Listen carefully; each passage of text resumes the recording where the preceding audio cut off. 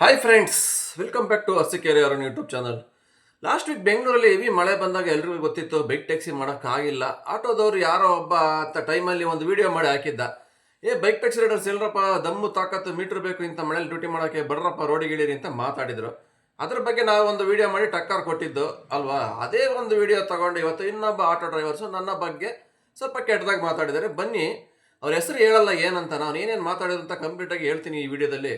Video start ಮಾಡೋಕೆ ಮುಂಚೆ first time ಯಾರಾದ್ರು ನೋಡ್ತಾ ಇದ್ದರೆ ದಯವಿಟ್ಟು ನಮ್ಮ ಡೆಲಿವರಿ ಬಾಯ್ ಸಬ್ಸ್ಕ್ರೈಬ್ ಮಾಡ್ಕೊಂಡು ವಿಡಿಯೋನ ವಾಚ್ ಮಾಡಿ, ಹಾಗೆ ನಮ್ಮ ಚಾನಲ್ ತಪ್ಪದೇ ಒಂದು ಲೈಕ್ ಮಾಡೋದು ಮರಿಬೇಡಿ. ಬನ್ನಿ ಸ್ನೇಹಿತರೆ, ವಿಡಿಯೋನ ಸ್ಟಾರ್ಟ್ ಮಾಡೋಣ. ನಾನು ಲಾಸ್ಟ್ ವೀಕ್ ಗೊತ್ತಿತ್ತು ಎಲ್ರಿಗೂ, ನಾ ವಿಡಿಯೋ ಲೈವ್ ಸಮೇತ ತೋರಿಸ್ಬಿಟ್ಟು ಅವ್ರು ಏನು ಬೈಕ್ ಟ್ಯಾಕ್ಸಿ ಬಗ್ಗೆ ಮಾತಾಡಿದ್ರು ಅಂತಾನೆ ವಿಡಿಯೋ ಮಾಡಾಕಿದ್ದೆ. ಬಟ್ ಆ ವ್ಯಕ್ತಿ ಇವತ್ತು ಕುತ್ಕೊಂಡು ಎಲ್ಲೋ ಒಂದು ಆಟೋದೊಳಗಡೆ ನಮ್ಮ ಆಟೋ ಡ್ರೈವರ್ಸ್ ಕೇಳಿದ್ರಪ್ಪ, ಬೈಕ್ ಟ್ಯಾಕ್ಸಿ ರೈಡರ್ಸ್ ಎಲ್ಲಿದ್ದೀರಪ್ಪ, ಮಳೆ ಬಂತು ಡ್ಯೂಟಿ ಮಾಡ್ತಾ ಇಲ್ಲ ಅಂತ ಕೇಳಿ ಅಷ್ಟೇ ಹೇಳಿದಾರೆ ಅವರು. ಬೈಕ್ ಟ್ಯಾಕ್ಸಿ ರೈಡರ್ಗಳ ಬಗ್ಗೆ ಮೀಟ್ರು ತಾಕತ್ತು ದಮ್ಮು ಬೇಕಂತ ಅವ್ರು ಮಾತಾಡಿದ್ರಲ್ಲ, ಅದಕ್ಕೆ ನಾವು ಅವ್ರಿಗೆ ಟಕ್ಕರ್ ಕೊಟ್ಟು ವಿಡಿಯೋ ಮಾಡಿದ್ದು. ಅದನ್ನು ಮಾತ್ರ ತೋರ್ಸೋಕ್ಕಾಗಿಲ್ಲ. ಏನು ಮಾತಾಡಿದ್ದಾರೆ ಡೈರೆಕ್ಟಾಗಿ ತೋರಿಸ್ಬಿಟ್ಟು ಮಾತಾಡ್ಬೇಕು. ಯಾಕಂದ್ರೆ ಅನ್ನೆಸೆಸರಿ ನಾವು ಯಾವತ್ತೂ ಯಾರ ಬಗ್ಗೆನೂ ಮಾತಾಡೋಕೆ ಹೋಗಲ್ಲ, ಸುಮ್ಮನೆ ಕಿರಿಕು ತೆಗಿಯೋಕೆ ಹೋಗಲ್ಲ. ಖ್ಯಾತೆ ತೆಗಿಯರೇ ನಿಮ್ಮ ಆಟೋ ಡ್ರೈವರ್ಗಳು ಕೆಲವೊಂದು ಜನ ಬೈಕ್ ಟ್ಯಾಕ್ಸಿ ಬಗ್ಗೆ. ಅಂಥವ್ರ ವಿರುದ್ಧ ಮಾತ್ರ ನಾವು ಧ್ವನಿ ಎತ್ತಿ ಮಾತಾಡ್ತೀವಿ ಹೊರತು ಎಲ್ಲ ಆಟೋ ಡ್ರೈವರು ಸರಿ ಇಲ್ಲ, ಎಲ್ಲರೂ ಇದೇ ಥರ ಮಾಡ್ತಾರೆ ಅಂತ ನಾವು ಎಲ್ಲೂ ಹೇಳಿಲ್ಲ. ಈ ವ್ಯಕ್ತಿ ಕೂತ್ಕೊಂಡು ಇವತ್ತು ನನ್ನ ವಿಡಿಯೋಗೆ ತಗೊಂಡು ಟಕ್ಕರ್ ಕೊಟ್ಟಿದ್ದಾರೆ. ಹಂಗೆ ಮಾಡ್ಬಿಡ್ತೀನಿ, ಹಿಂಗೆ ಮಾಡ್ಬಿಡ್ತೀನಿ ಅಂತವ. ಏನು ಮಾಡ್ತೀರಾ ಮಾಡ್ಕೊಳ್ಳಿ, ಯಾಕೆಂದರೆ ನಮ್ಮ ಕಡೆಯಿಂದ ಯಾವುದೇ ಒಂದು ತಪ್ಪು ಇಲ್ಲ. ಯಾಕೆಂದ್ರೆ ನಮ್ಮ ವಿಡಿಯೋನ ಪ್ರತಿಯೊಂದು ವಿಡಿಯೋದಲ್ಲೂ ನಾನು ಮೆನ್ಷನ್ ಮಾಡಿ ಹೇಳ್ತಾ ಇರ್ತೀನಿ, ಯಾರು ಬೈಕ್ ಟ್ಯಾಕ್ಸಿ ತೊಂದರೆ ಕೊಡ್ತಾರೋ ಅವ್ರ ಬಗ್ಗೆ ಮಾತಾಡ್ತೀನಿ ಅಂತ. ಅದಕ್ಕೆ ಹೇಳ್ತಾ ಇದ್ದೀನಿ, ಬೈಕ್ ಟ್ಯಾಕ್ಸಿಯಿಂದ ಎಷ್ಟು ಬಕೆಟ್ ಹಿಡಿತೀಯಾ, ಎಷ್ಟು ಸೂಟ್ ಕೇಸ್ ತಗೊಂಡಿದೆ ಇವರಿಗೆ ಬೈಕ್ ಟ್ಯಾಕ್ಸಿ ಕಡೆಯಿಂದವ. ಯಾವಾಗಲೂ ಬೈಕ್ ಟ್ಯಾಕ್ಸಿ ಕಂಪ್ನಿ ಹಿಡಿತೀಯಾ, ಈ ಕಿತ್ತೋದ ಕಂಪ್ನಿಗಳಿಗೆ ಬಕೆಟ್ ಹಿಡಿತೀಯಾ, ಸಪೋರ್ಟ್ ಮಾಡ್ತೀಯ ಅಂತ. ಗುರು ಬೇಕಾ ನಿಮಗೂ ಒಂದು ಎರಡು ಏನಾದ್ರು ಸೂಟ್ ಕೇಸ್ ಹೇಳಿ ಕೊಡ್ತೀವಿ, ಬೇಜಾನ್ ಕೊಟ್ಟು ಕಳಿಸಿದಾರೆ ನಮಗೆ. ಇವರು ಈ ಕಂಪ್ನಿಲಿ ಕೆಲಸ ಮಾಡಿದೀವಿ, ಈ ಕಂಪ್ನಿಯಿಂದ ಅನ್ನ ತಿಂದಿದ್ದೀವಿ, ಅದಕ್ಕೋಸ್ಕರ ಮಾತಾಡ್ತೀವಿ ಅಷ್ಟೇ. ಬೈಕ್ ಟ್ಯಾಕ್ಸಿ ರೈಡರ್ಗಳಿಗೆ ಅನ್ಯಾಯ ಆಗುತ್ತೆ ಅಂತ ಅದ್ರ ಬಗ್ಗೆ ಧ್ವನಿ ಎತ್ತಿ ಮಾತಾಡ್ತೀವಿ. ಯಾಕೆಂದರೆ ನೀವು ಕರೆಕ್ಟಾಗಿ ಮಾಡಿದರೆ ನಾವು ಇವತ್ತವರೆಗೂ ಯಾವತ್ತೂ ಮಾತಾಡ್ತಿರ್ಲಿಲ್ಲ. ಕಾನೂನು ಏನಿದೆ ನೀವು ಹೇಳ್ತೀರ, ಕಾನೂನು ಬದ್ಧವಾಗಿ ಕಾನೂನು ವಿರುದ್ಧವಾಗಿ ನಾವು ಹೋಗ್ತಾ ಇಲ್ಲ, ಕಾನೂನು ಉಲ್ಲಂಘನೆ ಮಾಡ್ತಾ ಇಲ್ಲ, ಆ ಥರ ಕೆಲಸ ಮಾಡ್ತಾಯಿದ್ದೀವಿ ಅಂತ ಹೇಳ್ತೀರಾ. ಹೈಕೋರ್ಟಿಂದ ಒಂದು ತೀರ್ಪು ಶಾಂಕ್ಷನ್ ಆಯಿತು, ಬೈಕ್ ಟ್ಯಾಕ್ಸಿ ಕೇಸ್ ಕಂಪ್ಲೀಟ್ ಆಗೋವರೆಗೂ ಯಾವುದೇ ಒಂದು ರೈಡರ್ನ ಪೊಲೀಸ್ ಆಗಿರ್ಬೋದು, ಆಟೋ ಡ್ರೈವರ್ ಆಗಿರೋದು ರೋಡಲ್ಲಿ ತಡೆ ಹಿಡಿದು ಕ್ವಶನ್ ಮಾಡಬಾರ್ದು, ಕೇಳಬಾರ್ದು ಅಂತವ. ಆದ್ರೂ ಆ ತೀರ್ಪನ್ನ ಉಲ್ಲಂಘನೆ ಮಾಡಿ ನೀವು ಪ್ರತಿದಿನ ಬೈಕ್ ಟ್ಯಾಕ್ಸಿ ರೈಡರ್ಸ್ಗೆ ತೊಂದರೆ ಕೊಟ್ಕೊಂಡೇ ಬಂದ್ರಿ ಅವಾಗಿಂದವ. ಇದು ಕಾನೂನು ಪಾಲನೆ ಮಾಡ್ತಿದ್ದೀರಾ? ಇದು ಕಾನೂನು ಉಲ್ಲಂಘನೆ ಅಲ್ವಂಗಾರೆ? ಎಲ್ರಿ ಸ್ವಾಮಿ ಹಂಗಾರೆ ಹೇಳ್ತೀರಾ? ದೊಡ್ಡದಾಗಿ ಹೇಳ್ತೀರಾ ಹಂಗೆ ಹಿಂಗೆ ಅಂತವ. ನೀವೇ ಅಷ್ಟು ತಪ್ಪು ಮಾಡ್ತೀರಾ. ನಿಮ್ಮಲ್ಲಿರೋ ತಪ್ಪು ಸರಿಪಡಿಸ್ಕೊಳ್ಳಿ ಫಸ್ಟು. ಏನು ಈ ಕಂಪ್ನಿಗಳಿಂದ ಬಕೆಟ್ ಕಂಪ್ನಿಗಳು, ಕಿತ್ತೋದ ಕಂಪ್ನಿಗಳಿಗೆ ಸಪೋರ್ಟ್ ಮಾಡ್ತೀಯ, ಹಂಗೆ ಹಿಂಗೆ ಅಂತೀಯ.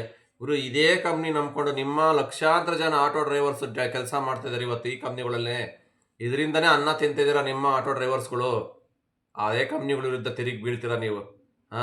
ಎಷ್ಟು ಜನ ಮೀಟ್ರ್ ಹಾಕೊಂಡು ಓಡಿಸ್ತೀರಾ ಸ್ವಾಮಿ ಹಂಗಾರೆ? ಕಾನೂನು ಪಾಲನೆ ಮಾಡ್ತೀರಂತಲ್ಲ, ಕಾನೂನು ಒಂದು ಮೀಟ್ರ್ ಕೊಟ್ಟಿದೆಯಲ್ವ, ಎಷ್ಟು ಜನ ಮೀಟ್ರ್ ಹಾಕೊಂಡು ಓಡಿಸ್ತೀರಾ? ಹುಡುಕಿದ್ರೆ ಬೆರಳಿಕೆ ಅಷ್ಟು ಜನನೂ ಸಿಕ್ಕಲ್ವಲ್ಲ. ಯಾವ ಥರ ಸುಮ್ಮನೆ ಆಟೋದವ್ರ ಬಗ್ಗೆ ಏನಾದ್ರು ಮಾತಾಡಿದ್ವಿ ಕಿರಿಕ್ ತಗೊಂಡಿಲ್ಲ. ನೀವೇ ಫಸ್ಟ್ ಖ್ಯಾತಿ ತಗೊಂಡು ಬರ್ತೀರಾ ಬೈಕ್ ಟ್ಯಾಕ್ಸಿ ರೈಡರ್ಸ್ಗಳ ಬಗ್ಗೆ. ಅದಕ್ಕೆ ನಾವು ಮಾತಾಡ್ತೀವಿ ಧ್ವನಿ ಎತ್ತಿ. ನಾವೇ ನಿಮ್ಮ ಮನೆ ಕೆಲಸಾರ ನೀವು ಅಂದಂಗೆಲ್ಲ ಅನ್ನಿಸ್ಕೊಂಡು ನೀವೇನು ಮಾಡಿದ್ರು ಮಾಡಿಕೊಂಡು ಸುಮ್ಮನೆ ಕೆಲಸ ಮಾಡೋಕ್ಕೆ ಮೂಗು ಬಸೋಣ ಅಂತಾರವಾ? ಹೇಳ್ರಿ, ನಾವು ಸ್ವಾಭಿಮಾನಾಗಿ ಬದುಕ್ತಾಯಿದ್ದೀವಿ ಸ್ವಾಮಿ. ಒಂದು ಕೇಸ್ ನಡೀತಾ ಇದೆ, ಅದೇನು ಮಾಡಬೇಕೋ ಬೇಡವೋ, ಇಲ್ಲ ಬ್ಯಾನ್ ಮಾಡ್ತಾರೋ ಅದನ್ನು ಕಾನೂನು ತೀರ್ಮಾನ ಮಾಡುತ್ತೆ. ಕೋರ್ಟ್ ಇದೆ, ಅದಕ್ಕಂತ ನ್ಯಾಯಾಂಗ ವ್ಯವಸ್ಥೆ ಇದೆ. ಅದು ಕ್ಲಿಯರ್ ಆಗೋವರೆಗೂ ಮಾಡ್ತಾ ಇರ್ತಾರೆ ಡ್ಯೂಟಿನ. ಅದು ಲೀಗಲ್ಲು ಇಲ್ಲಿಗಲ್ಲು ನೆಕ್ಸ್ಟ್ ಅದು ನೀವು ಹೇಳೋ ರೈಟ್ಸ್ ಇಲ್ಲ. ನಿಮಗೊಂದು ನ್ಯಾಯ ನಮಗೊಂದು ನ್ಯಾಯ ಅಂದರೆ ಹೆಂಗೆ? ಮತ್ತು ನಾನು ಮನೆ ಹೇಳಿದೆ, ಸುಪ್ರೀಂ ಕೋರ್ಟ್ಗೆ ನಮ್ಮ ರಾಜ್ಯ ಸರ್ಕಾರ ಮೇಲ್ಮನವಿ ಸಲ್ಲಿಸ್ತು, ಬೈಕ್ ಟ್ಯಾಕ್ಸಿ ಯಾವುದೇ ಥರ ಹಿಯರಿಂಗ್ ಡೇಟ್ ಸಿಕ್ಕಿಲ್ಲ ಅಂತ ಕೂಡ ಕೇಳಿದ್ದು. ಕೇಳೋದೇನು ತಪ್ಪಿದೆ? ಅದಕ್ಕೆ ಇವ್ರನ್ನ ಕಾಂಟ್ಯಾಕ್ಟ್ ಮಾಡಬೇಕಂತೆ ನಾವು ನೆಕ್ಸ್ಟ್ ಹಿಯರಿಂಗ್ ಡೇಟ್ ಬೇಕಂದರೆ. ನೀವು ಯಾವ ದೊಡ್ಡ ಅಯ್ಯರ್ ಮೇಯರ್ ಅಧಿಕಾರಿ ಜಡ್ಜ್ ಸಾಹೇಬ್ರು ಅಂತ ನಿಮ್ಮನ್ನು ಕಾಂಟ್ಯಾಕ್ಟ್ ಮಾಡ್ಬೇಕು ಸ್ವಾಮಿ. 2 ದಿನ ಲೇಟ್ ಆದ್ರೂ ಪರವಾಗಿಲ್ಲ, ಲೇಟೆಸ್ಟ್ ಆಗಿ ನ್ಯೂಸ್ ಬರುತ್ತೆ ಹೈಕೋರ್ಟ್ ಸುಪ್ರೀಂ ಕೋರ್ಟಿಂದಾನೆ, ತಿಳ್ಕೊತೀವಿ ಬಿಡಿ. ಅವಾಗ ನಿಮ್ಮನ್ನು ಕಾಂಟ್ಯಾಕ್ಟ್ ಮಾಡಿ ಬೈಕ್ ಟ್ಯಾಕ್ಸಿ ವಿಚಾರವಾಗಿ ನಿಮ್ಮ ಬಗ್ಗೆ ತಿಳ್ಕೊತಕ್ಕ ನೆಸೆಸಿಟಿ ನಮಗಿಲ್ಲ. ಎಲ್ಲಿಂದ ತಿಳ್ಕೊಬೇಕು ನಮಗೂ ಗೊತ್ತು, ಎಲ್ಲೆಲ್ಲಿ ನ್ಯೂಸ್ ಬರುತ್ತೋ, ಎಲ್ಲಿಂದ ಕಾಂಟ್ಯಾಕ್ಟ್ ಮಾಡ್ಬೇಕಂತ ನಮಗೆ ಗೊತ್ತಿದೆ. ಈ ವ್ಯಕ್ತಿ ಹೇಳ್ತಾನೆ, ನೀವೆಲ್ಲ ಬೈಕ್ ಟ್ಯಾಕ್ಸಿ ಮಾಡೋರಿಗೆ ನಿಮಗೆ ಇಷ್ಟೊಂದು ಗಾಂಚಲಿಗಳು ಇರ್ಬೇಕಾರೆ ಇದನ್ನೇ ನಂಬ್ಕೊಂಡು ಒಳ್ಳೆ ನಿಸ್ವಾರ್ಥ ಸೇವೆ ಕೊಡ್ತಾ ಇದ್ದೀರ, ನಮಗೆ ಎಷ್ಟು ಇರಬೇಕು ಅಂತಾನೆ. ಯಾರಿಗಾರು ಬೈಕ್ ಟ್ಯಾಕ್ಸಿಲಿ ಟೈಮ್ ಪಾಸಿಗೆ ಕೆಲಸ ಮಾಡೋಕ್ಕೆ ಬರ್ತಾರೆ? ಟೈಮ್ ಪಾಸಿ ಮಾಡೋಕ್ಕೆ ಇಲ್ಲೇನಕ್ಕೆ ಬರಬೇಕು? ಕಷ್ಟ ಅಂತ ಬರ್ತಾರೆ ಸ್ವಾಮಿ ಹುಡುಗರು, ಯಾರು ಟೈಮ್ ಪಾಸಿ ಮಾಡಲ್ಲ. ಅವ್ರಿಗೂ ಫ್ಯಾಮಿಲಿ ಇರ್ತವೆ, ಅವ್ರಿಗೂ ಹೆಂಡತಿ ಮಕ್ಳು ಇರ್ತವೆ, ಕಷ್ಟ ಅಂತಲೇ ದುಡಿಯೋಕ್ಕೆ ಬರೋದು. ಟೈಮ್ ಪಾಸಿ ಮಾಡೋಕ್ಕೆ ಬರೋದು ಅವ್ರೇನಕ್ಕೆ ಬರಬೇಕಾಯ್ತು ಡೆಲಿವರಿ ಫೀಲ್ಡಿಗೆ? ಫಸ್ಟು ಅರ್ಥ ಮಾಡ್ಕೊಂಡು ಮಾತಾಡು. ಏನೇ ಒಂದು ಮಾತಾಡ್ತಿದ್ದೀವಿ ಅಂತ ಏನಾದ್ರು ಮಾತಾಡೋಂಗಿದ್ರೆ ಸ್ವಂತ ವೀಡಿಯೋ ತೆಗೆದು ಕಂಟೆಂಟ್ ಇಟ್ಟು ಮಾತಾಡು. ಯಾರೋ ಮಾಡಿರೋ ವೀಡಿಯೋ ತಗೊಂಬಿಟ್ಟು ಅದಕ್ಕೆ ಟಕ್ಕರ್ ಕೊಡೋದಲ್ಲ ಬಂದು, ಆಯಿತಾ? ತಪ್ಪು ಯಾರ್ದಿದೆ ಇಲ್ಲಿ? ಈ ವಿಡಿಯೋದಲ್ಲಿ ಅವ್ನು ಏನಕ್ಕೆ ವೀಡಿಯೋ ಮಾಡ್ದ, ಇದರಲ್ಲಿ ತಪ್ಪು ಯಾರ್ದಿದೆ, ಯಾರು ಫಸ್ಟ್ ಮಾತಾಡಿದ್ದಾರೆ ಅದನ್ನು ತಿಳ್ಕೊಳ್ಳಿ. ನಿಮ್ಮ ಡ್ರೈವರು ಫಸ್ಟ್ ಮಾತಾಡಿದ್ಕೆ ನಾವು ಮಾತಾಡಿರೋದು. ಸುಮ್ಮನೆ ನಾನು ಯಾವತ್ತೂ ಆಟೋ ಡ್ರೈವರ್ಗಳು ಸರಿ ಇಲ್ಲ ಅಂತ ನಾನು ಯಾವತ್ತಾರು ವಿಡಿಯೋದಲ್ಲಿ ಮಾಡಿದರೆ ತೋರಿಸ್ಬಿಡಿ ನೋಡೋಣ. ಅನ್ನೆಸೆಸರಿ ಖ್ಯಾತಿ ತಗೊಂಬರ್ಯಾರ ನೀವು. ಅದಕ್ಕೇನಾರು ಮಾತಾಡ್ಬಿಟ್ರೆ ಸುಮ್ಮನೆ ಕುತ್ಕೊಂಡು ದೊಡ್ಡದ ಬಿಲ್ಡಪ್ ಕೊಡ್ತೀರಾ ಬಂದು. ಇವತ್ತು ಇದೇ ಒಂದು ಅಗ್ರಿಕೇಟ್ ಕಂಪ್ನಿಗಳು, ಓಲಾ, ಊಬರ್, ರ್ಯಾಪಿಡ್ ಇದಾವಲ್ಲ, ಇದೇ ಒಂದು ಅಗ್ರಿಕೇಟ್ ಕಂಪ್ನಿಗಳು ನಂಬ್ಕೊಂಡು ಪ್ರತಿನಿತ್ಯ ಸಾವಿರಾರು ಆಟೋ ರೋಡಿಗೆ ಇಳಿತಾ ಇದೆ ಅಂದರೆ ಈ ಕಂಪ್ನಿ ನಂಬ್ಕೊಂಡು ನಿಮ್ಮ ಆಟೋ ಡ್ರೈವರ್ಗಳು ಹೊಸ ಹೊಸ ಆಟೋ ತಗೊತಿರೋದು. ಈ ಒಂದು ಕಂಪ್ನಿ ಇದಾವಪ್ಪ, ಈ ಒಂದು ಕಂಪ್ನಿಯಿಂದ ನಾವು ಒಳ್ಳೆ ಸಂಪಾದನೆ ಮಾಡ್ಬೋದು, ನಮ್ಮ ಫ್ಯಾಮಿಲಿನ ಸಾಕ್ಬೋದು ಅನ್ನೋ ಒಂದು ಆಶ್ವಾಸನೆ ನಂಬಿಕೆ ಇಟ್ಕೊಂಡೆ ಇವತ್ತು ಹೊಸ ಆಟೋ ಏನಕ್ಕೆ ತಗೊತಾ ಇದ್ದಾರೆ ಅಂದರೆ ಈ ಅಗ್ರಿಕೇಟ್ ಕಂಪ್ನಿಗಳಿಂದನೇ ಅಲ್ವಾ. ಈ ಅಗ್ರಿಕೇಟ್ ಕಂಪ್ನಿಯಿಂದನೇ ಇವತ್ತು ಲಕ್ಷಾಂತರ ಜನ ನಿಮ್ಮ ಆಟೋ ಡ್ರೈವರ್ಸ್ ಜೀವನ ಮಾಡ್ತಾ ಇದ್ದಾರೆ. ಅದು ಬಿಟ್ಬಿಟ್ಟು ಸುಮ್ಮನೆ ನೀವು ಅದರಲ್ಲೇ ಮಾಡ್ತಾ ಇದ್ದೀರ ಏನೋ ನಮಗಂತೂ ಗೊತ್ತಿಲ್ಲ. ಒಟ್ಟಿನಲ್ಲಿ ಆ ಕಂಪ್ನಿ ವಿರುದ್ಧವಾಗಿ ಧ್ವನಿ ಎತ್ತಿ ಮಾತಾಡ್ತಾರೆ ಅಷ್ಟೇ. ಇವತ್ತು ಈ ಕಂಪ್ನಿ ಎಷ್ಟು ಲಕ್ಷಾಂತರ ಜನ ಕರ್ನಾಟಕದಲ್ಲಿ ಕೆಲಸ ಕೊಟ್ಟಿದೆ. ಆ ಕೆಲಸ ನೀವು ಕೊಡೋಕ್ಕಾಗತ್ತಾ? ನಿಮ್ಮ ಕೈಲಿ ಆಗತ್ತಾ? ಇಷ್ಟೆಲ್ಲ ಮಾತಾಡ್ತೀರಿ ಕಂಪ್ನಿ ಬಗ್ಗೆ, ಆ ರೈಡರ್ಗಳ ಬಗ್ಗೆ ಎಲ್ಲ ಮಾತಾಡ್ತೀರಲ್ಲ, ಅಷ್ಟು ಜನಕ್ಕೆ ನೀವು ಕೆಲಸ ಕೊಟ್ಬಿಡ್ತೀರಾ? ಹೇಳಿ, ಕೊಡೋಕ್ಕಾಗತ್ತಾ? ಸಂಬಳ ಕೊಡ್ತೀರ ಅಷ್ಟು ಜನಕ್ಕೆ? ಒಬ್ರಿಗೆ ಕೆಲಸ ಕೊಟ್ರಿ ಸ್ವಾಮಿ ನೋಡೋಣ ಸಾಕಂಗಾರೆ. ಆಗಲ್ಲ. ಯಾವುದೋ ಒಂದು ಕಂಪ್ನಿ ಇಷ್ಟು ಜನಕ್ಕೆ ಕೆಲಸ ಕೊಟ್ಟಿದೆ, ದುಡ್ಕೊಂಡು ತಿಂತಾ ಇದ್ದಾರೆ. ಅದನ್ನ ಬಿಟ್ಬಿಟ್ಟು ನೀವು ಅದ್ರ ಬಗ್ಗೆ ನ್ಯಾಯವಾಗಿ ಮಾತಾಡೋದು ಬಿಟ್ಬಿಟ್ಟು ಸುಮ್ಮನೆ ಕಂಪ್ನಿಗಳು ಕ್ಲೋಸ್ ಮಾಡಿಸ್ಬಿಡ್ತೀವಿ, ಬ್ಯಾನ್ ಮಾಡಿಸ್ಬಿಡ್ತೀವಿ. ಆ ಥರ ಈ ಕಂಪ್ನಿ ಇಲ್ಲಿಗಲ್ ಅಂದಿದ್ರೆ ಹೈಕೋರ್ಟೇ ಬ್ಯಾನ್ ಮಾಡ್ಬೇಕಾಯ್ತಲ್ವಾ? ಏನಕ್ಕೆ ಬ್ಯಾನ್ ಮಾಡಿಲ್ಲ ಹಂಗಾರೆ ಹೈಕೋರ್ಟು? ನ್ಯಾಯಕ್ಕಿರೋ ದೊಡ್ಡವ್ರ ನೀವು? ಹೇಳಿ ಹಂಗಾರೆ. ಹೈಕೋರ್ಟ್ ಎಲ್ಲ ಯೋಚನೆ ಮಾಡಿದೆ, ಕೂಲಂಕುಷವಾಗಿ ಯೋಚನೆ ಮಾಡೇ ಬಿಟ್ಟು ತೀರ್ಮಾನ ಕೊಟ್ಟಿದ್ದು. ಬೈಕ್ ಟ್ಯಾಕ್ಸಿಲಿ ನ್ಯಾಯವಾದ ಸರ್ವಿಸ್ ಇದೆ, ಇದರಿಂದ ಕಸ್ಟಮರ್ಗಳು ಒಂದು ಹೆಲ್ಪ್ ಆಗ್ತಾ ಇದೆ ಪಬ್ಲಿಕ್ಸ್ಗೆ ತುಂಬವ. ಚೀಫ್ ಆ್ಯಂಡ್ ಬೆಸ್ಟಾಗಿ ಒಂದು ಕಡೆಯಿಂದ ಒಂದು ಕಡೆ ಬೇಗ ಹೋಗ್ಬೋದು. ಲಕ್ಷಾಂತರ ಜನ ಕೆಲಸ ಮಾಡ್ತಾ ಇದ್ದಾರೆ. ನಾಳೆ ದಿನ ಕಂಪ್ನಿ ಬ್ಯಾನ್ ಆದರೆ ಫುಲ್ ಕೆಲಸ ಹೋಗುತ್ತೆ. ಮೊದಲೇ ನಮ್ಮ ದೇಶದಲ್ಲಿ ಪಾಪ್ಯುಲೇಷನ್ ಜಾಸ್ತಿ, ಇಷ್ಟು ಜನಕ್ಕೆ ಮತ್ತೆ ನಿರುದ್ಯೋಗ ಸಮಸ್ಯೆ ಜಾಸ್ತಿ ಇದೆ. ಇನ್ನೂ ಇದರಲ್ಲಿ ಈ ಕಂಪ್ನಿಗಳು ಬ್ಯಾನ್ ಮಾಡಿದ್ರೆ ಕೆಲಸ ಯಾರು ಕೊಡ್ತಾರೆ ಇವ್ರಿಗೆಲ್ಲವ ಅನ್ನೋದು ಒಂದು ಥಿಂಕ್ ಮಾಡಿ ಯೋಚನೆ ಮಾಡಿ ಬೈಕ್ ಟ್ಯಾಕ್ಸ್ಗೆ ನ್ಯಾಯ ಕೊಟ್ಟಿದ್ದು ಹೈಕೋರ್ಟು. ಅದನ್ನೇ ನೀವು ಒಪ್ಕೊಳಕ್ಕೆ ರೆಡಿ ಇಲ್ಲ ಅಂದರೆ ಇನ್ನೆಂಗೆ ಒಪ್ಕೊಂತೀರಿ? ಸುಪ್ರೀಂ ಕೋರ್ಟಿಗೆ ಹೋದ್ರೂ ಇದೇ ನ್ಯಾಯನೇ ಬರೋದು, ಅಲ್ಲೇನು ಬೇರೆ ಬರಲ್ಲ. ಅಲ್ಲೂ ಬೈಕ್ ಟ್ಯಾಕ್ಸಿ ಪರವಾಗಿ ನ್ಯಾಯ ಬರುತ್ತೆ. ಅವಾಗಲೂ ಒಪ್ಕೊಳೋದು ಹಂಗಾರೆ? ಅವಾಗಲೂ ಒಪ್ಕೊಳಕ್ಕೆ ರೆಡಿ ಇಲ್ವ ನೀವು ಹಂಗಾರೆ? ಇದೇ ಥರ ಮಾಡ್ತೀರಂಗಾರೆ? ಹೇಳಿ ನೋಡೋಣ. ಬೈಕ್ ಟ್ಯಾಕ್ಸಿ ಏನು ಇವತ್ತಿಂದ ಬಂದಿಲ್ಲ, 10 ವರ್ಷದಿಂದ ಓಡ್ತಾ ಇದೆ, ಎಲ್ಲ ದೇಶಗಳಲ್ಲೂ ಓಡ್ತಾ ಇದೆ. ಎಲ್ಲ ದೇಶದಲ್ಲಿ ಒಂದು ನ್ಯಾಯ, ನಮ್ಮ ದೇಶದಲ್ಲಿ ಒಂದು ನ್ಯಾಯ ಅಲ್ಲ ಅಲ್ವಾ? ನಮ್ಮ ದೇಶದಲ್ಲಿ ಎಷ್ಟು ಸ್ಟೇಟ್ಗಳಲ್ಲಿ ರನ್ ಆಗ್ತಾ ಇದೆ, ಅಲ್ಲೆಲ್ಲ ಪರ್ಮಿಷನ್ ಕೊಟ್ಟೇ ಇಲ್ವಾ? ಇಲ್ಲಿಗಲ್ ಅಂದರೆ ಏನು ಇಲ್ಲಿಗಲ್ ಆಕ್ಟಿವಿಟೀಸ್ ಮಾಡ್ತಾರೆ ಅದನ್ನ ಬಗ್ಗೆ ಮಾತಾಡಬೇಕು.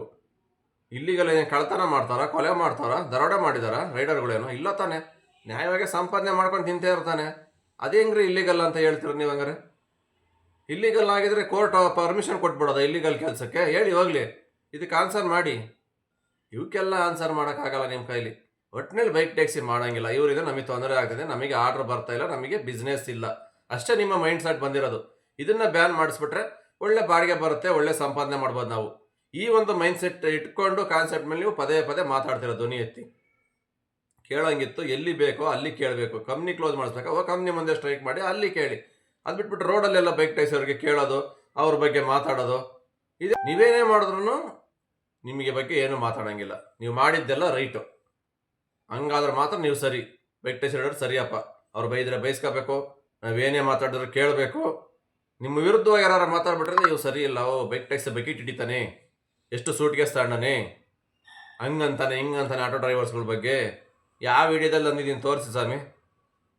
ನೀವು ಅಂದಿರೋ ಮಾತುಗಳೆಲ್ಲ ತೋರಿಸ್ಬಿಟ್ರೆ ಅವೇನು ಒಂದೊಂದು ಮಾತು ಅವೆಲ್ಲ ಹಾಕೋಕ್ಕೆ ಆಗಲ್ಲ ನಾವು ಯೂಟ್ಯೂಬಲ್ಲಿ.